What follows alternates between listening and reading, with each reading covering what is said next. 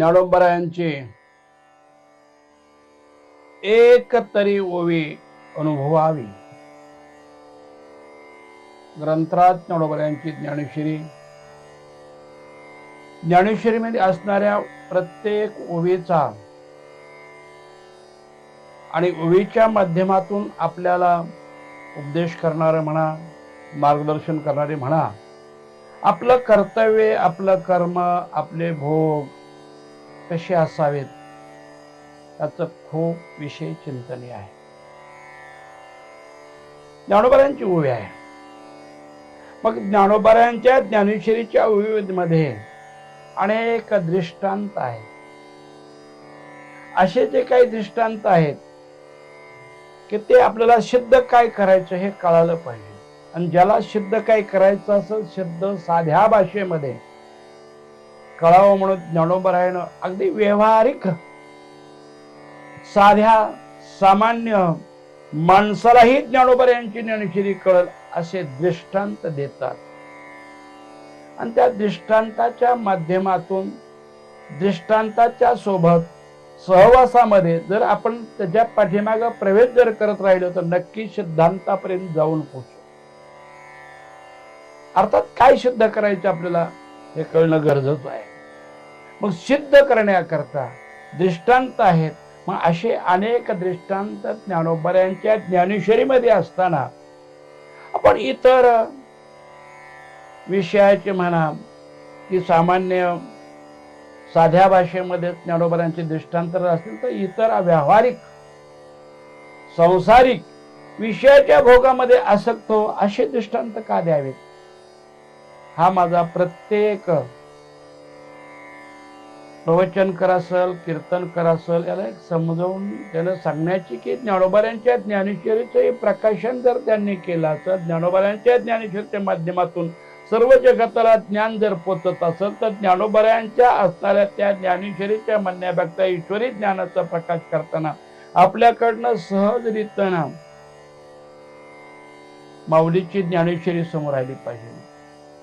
मग ज्ञानोबराय असेच आपल्याला उत्तर देतात की बाबा रे, व्यावहारिक माणूस इतर वेळेला किती तेजस्वी असला काय, शूर असला काय, वीर असला काय, दानशूर असला काय, दयाळू असला काय, कनवाळू असला काय, इतर वेळेला पण जसे जसे प्रसंग येतील तसा त्याचा असणारा दयाळूपणा असेल, त्याचा कनवाळूपणा असेल, मित्र प्रेम असेल, हे सर्वजण बाहेर पडतात. ते केव्हा? असाच एक ज्ञानोबराय दृष्टांत देतात.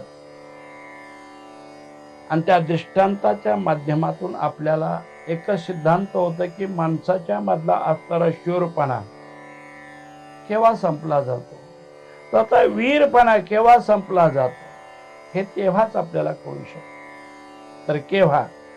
ज्ञानोबराया दृष्टांताच्या माध्यमातून आपल्याला सिद्ध करायला जात असतात. याचा अर्थ अर्जुनाचा प्रत्येक माणसाला उपदेश किंवा अर्जुनाचा दृष्टांत सर्वच श्रोता असेल, वक्ता असेल, सामान्य असेल, यालाही माहिती आहे की अर्जुनाला मोह झाला, अर्जुनाला मोह झाला.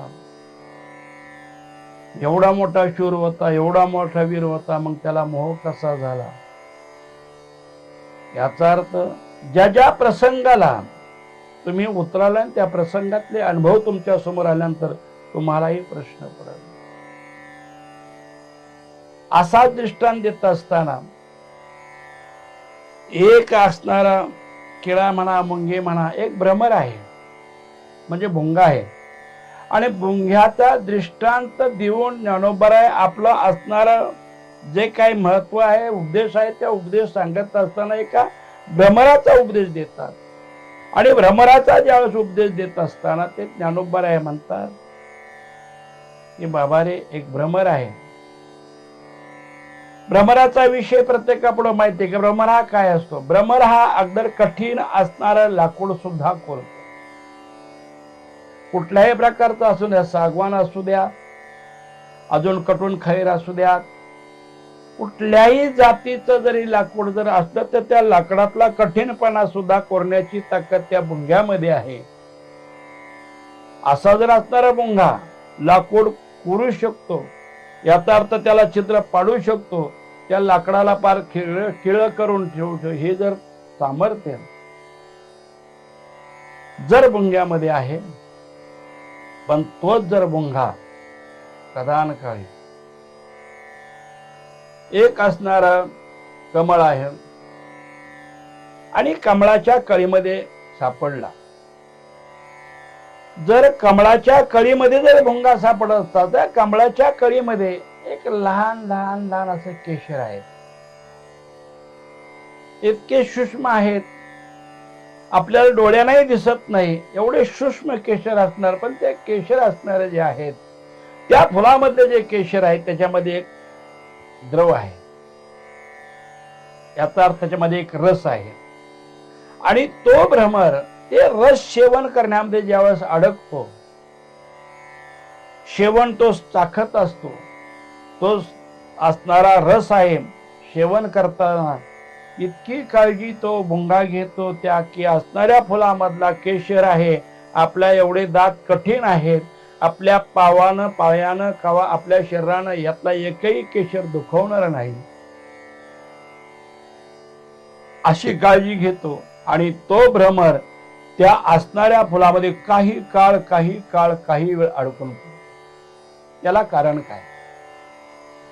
याला कारण एकच आहे, एरवी मात्र तो भुंगा असणारा लाकडावर जर बसला तर लाकड कुरतोडतोय, लाकडावर छिद्र पडतोय, एवढं त्याच्यामध्ये शूर असं विरासारखं कर्म करतोय, एवढं त्याचं तीक्ष्ण दात आहे, पण तो जर भ्रमर जर त्या असणाऱ्या फुलामध्ये जर अडकला, त्या कोळीमध्ये जर अडकला, तो भ्रमर मात्र त्याच्यामध्ये इतका त्या मोहामध्ये रस भोगण्यामध्ये रस सेवन करण्यामध्ये इतका आसक्त होतो की त्या रसाच्या स्वादाच्या भोगापोटी केशरालाही दुखवत नाही.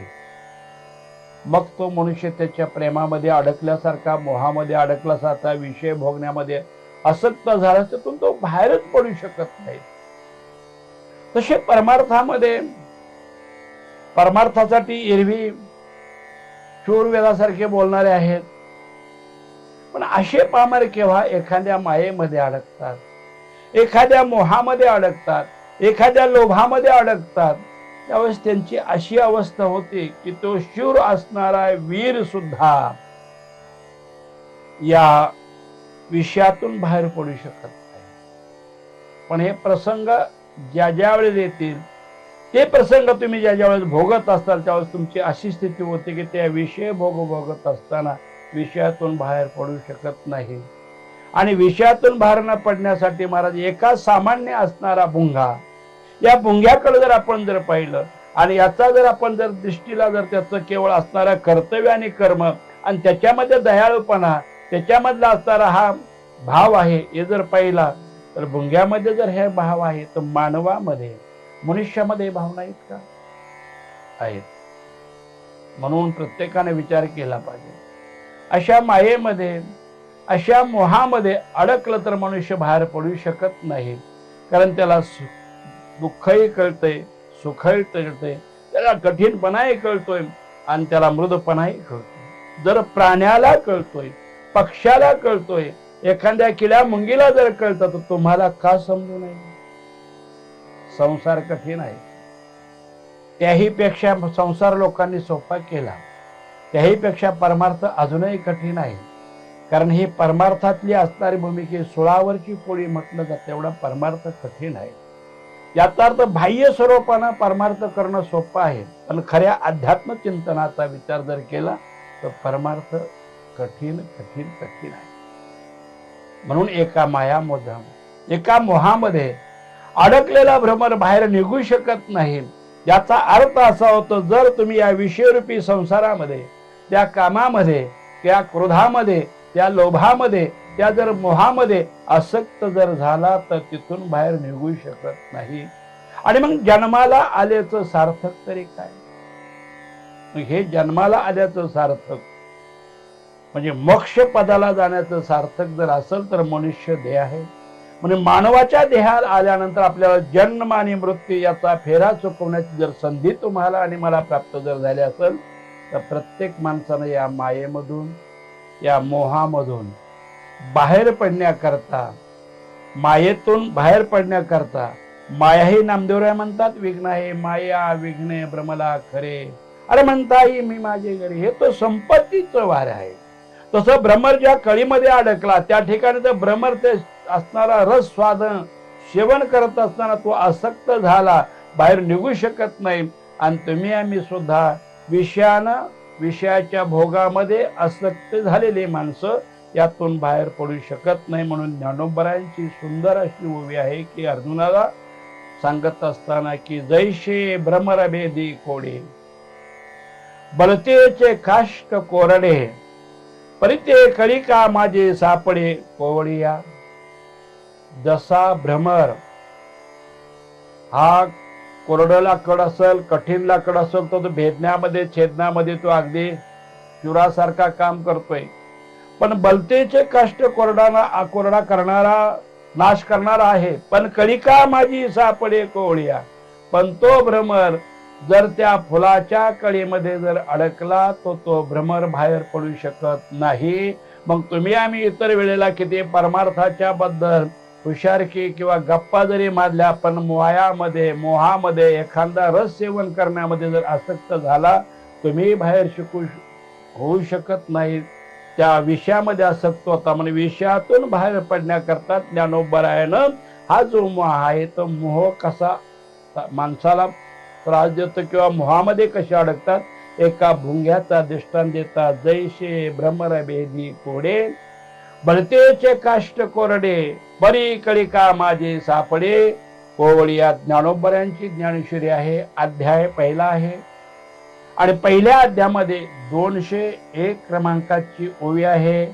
दृष्टांत आहे भुंगा, भ्रमर, लाकडं कोरणारा, कठीण असणाऱ्या लाकडावरही प्रयोग करतो, पण जर सुगंध रस सेवन करण्यामध्ये अडकला तर बाहेर निघू शकत नाही. तुम्ही आम्ही सुद्धा याचप्रमाणे शूर कर्म करणारी माणसं आहेत, पण एकदा मायेमध्ये मोहामध्ये अडकला तर तुम्ही बाहेर पडू शकत नाही. रामकृष्ण हरी.